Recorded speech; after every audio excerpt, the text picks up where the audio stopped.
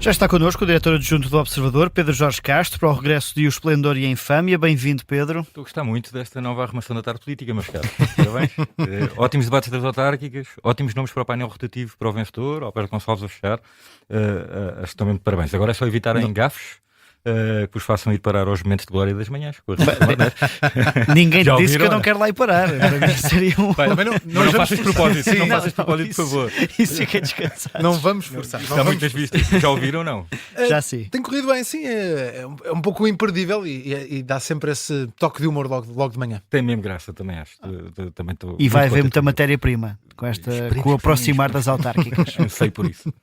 O que não deve dar vontade de rir é a infâmia da semana e é por aí que vamos começar.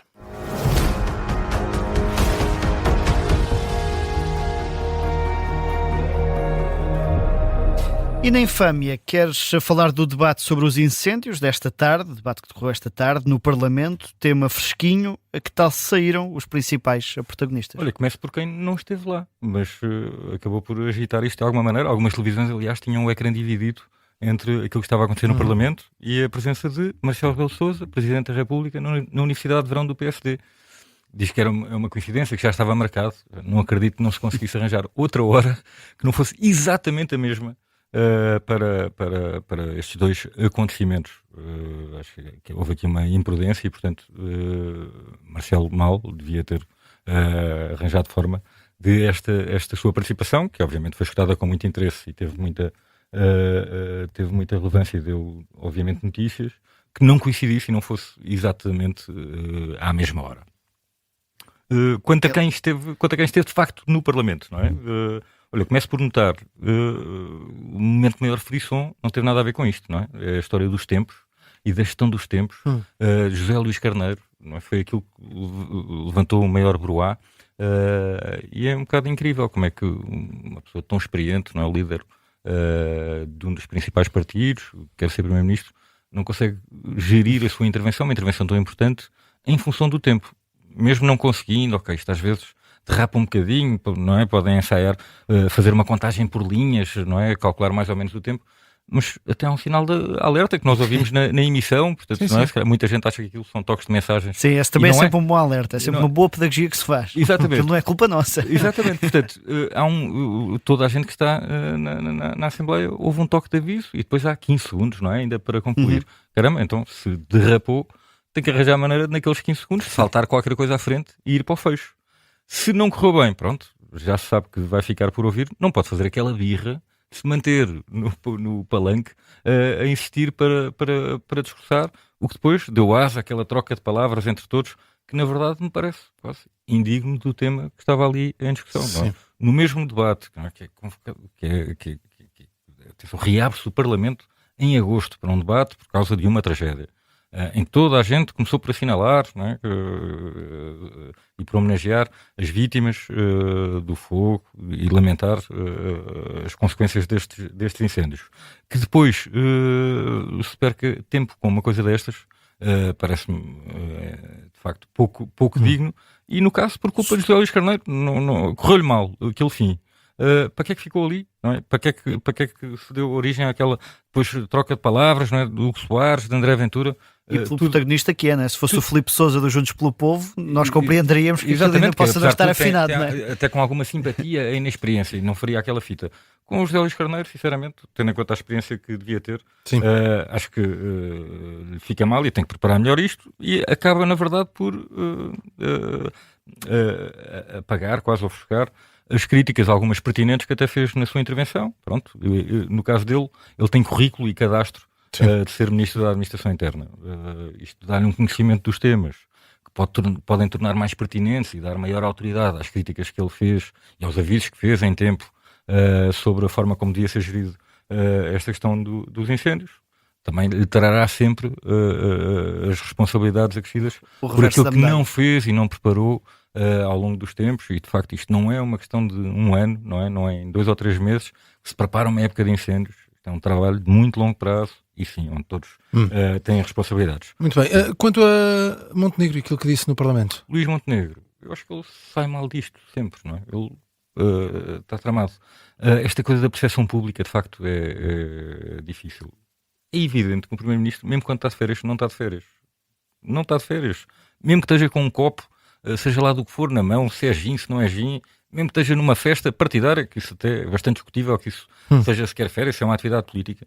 É evidente, e mesmo que apareça de barba por fazer em Reuniões com líderes reuniões internacionais. com ideias internacionais. É claro que não está de férias, não é? Aliado de tudo e em altas farras até às tantas. E, na verdade, eu sou a favor do direito às férias e, portanto, as pessoas devem conseguir descansar, mas percebo que num cargo deste é impossível ele desligar-se. Portanto, isso é uma demagogia gigantesca que tem sido feita com isto. O problema, a demagogia, de facto, é eficaz, não é? Porque aquela colagem das imagens em simultâneo dos fogos em contraponto com a festa, que não foi cancelada, ao contrário do que aconteceu no ano passado, isto politicamente tem custos e é muito difícil sair-se bem disto, até por aquilo que tem para apresentar. Ele tenta insistir que o país estava preparado, que se apostou na prevenção, enfim, que se continuou o trabalho que vem de trás, mas o resultado é uma desgraça. Maior evidência disso ainda é o silêncio da ministra, não é? Num debate destes.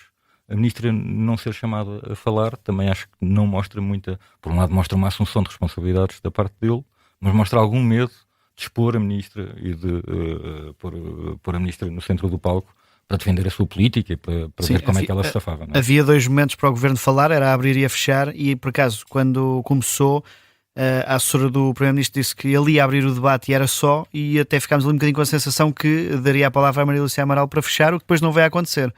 Não sei se por falta de confiança, se por essa necessidade de se defender ainda mais. Bom, não sei que a leitura disso não é muito boa para o governo no seu todo e para a confiança que o Primeiro-Ministro tem na ministra, pode estar a querer protegê-la nesta fase inicial, mas ainda bem que juntaste esse teu insight precioso de quem esteve lá a assistir e veio a correr diretamente deste debate para acabar aqui esta tarde política. Depois ainda há, então, André Ventura e Mariana Mortágua. Sim, claro. Que tem essa troca de ideias no Parlamento e que acabaram por marcar também este debate que era sobre incêndios, mas acabou por falar de outras coisas. Exato, num tom lamentável. De facto, não conseguem falar de outra forma aqueles dois. É uma relação de facto de amor-ódio. Não é? Houve aquele momento Read My Lips, não é? Em que se viu claramente André Ventura a dizer algo que poderia parecer vai para casa, mas não era vai para Gaza, não é? E portanto é o novo insulto do Chega ao Bloco de Esquerda. Na verdade, mais uma vez, eu creio que obviamente entre os eleitores do Bloco de Esquerda há uma grande simpatia com a causa de Gaza, mas mesmo assim tenho dúvidas sobre a eficácia política desta decisão de Mariana Mortágua de sair agora durante tanto tempo para ir na flotilha. Mas alguém que sai melhor? Mais uma vez, pronto, sim, na verdade, não é? Depois, em relação a André Ventura, não é? Foi obviamente atacado até por Hugo Soares, sobre a figura ridícula que andou a fazer, fingir que apagava fogos, e de facto foi pertinentemente lembrado que isso não é já foi demonstrado que a presença de políticos no terreno atrapalha mais do que ajuda, mas para um certo eleitorado, não é? E para o eleitorado suficiente que apoia o Chega, na verdade, acho que estão-se borrifando para isso, se fica bem, se não fica bem, se é ridículo, se não é ridículo.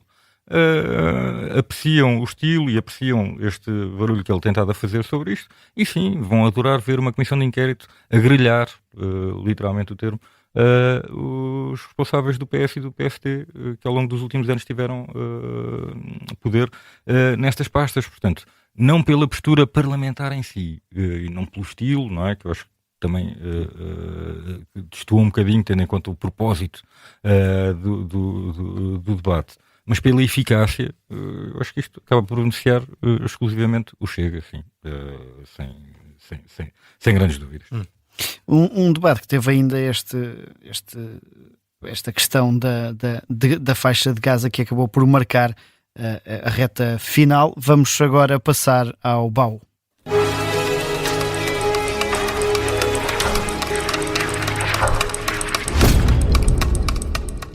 E no BAU, a propósito do cancelamento do envio de encomendas postais para os Estados Unidos, foste ver como funcionava no início.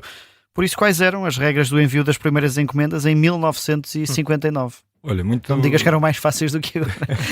Não, para já achei curioso que, apesar de haver correspondência para os Estados Unidos, a primeira correspondência que há registro é diplomática, ali no fim do século XVIII, portanto 1790 e tal, quando tivemos lá o nosso primeiro representante, o envio de encomendas postais só se formalizou de facto em 1959. E com esta regra muito curiosa, que é, não podia ir nenhuma carta dentro das encomendas. Portanto, para impedir que as pessoas quisessem poupar os selos de qualquer coisa. Portanto, podias mandar a encomenda e podias mandar uma fatura, não podia ir nenhuma carta, nem podia ir dinheiro, não podia ir nada dentro da encomenda. E obviamente também, isto atenção para os dois lados, não é? Não podia haver nada que ofendesse a moral.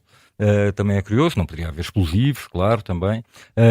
Havia um limite para o valor das encomendas, que era 500 francos ouro, isto seria qualquer coisa como 4 contos na altura, que apesar de tudo ainda é algum dinheiro, mas pronto, lembrei-me de ir ver isto foi tudo formalizado por escrito num regulamento portanto, assinado em 1960, e que detalhava todas estas regras de troca de encomendas. Achei curioso numa altura em que, nesta semana, como sabemos, foi cancelado pelo CTT o envio de encomendas para os Estados Unidos. Portanto, temos agora novo entrave às encomendas e acabamos por perceber como é que funcionava durante esse arranque das encomendas para os Estados Unidos da América em 1959. Vamos ao Esplendor.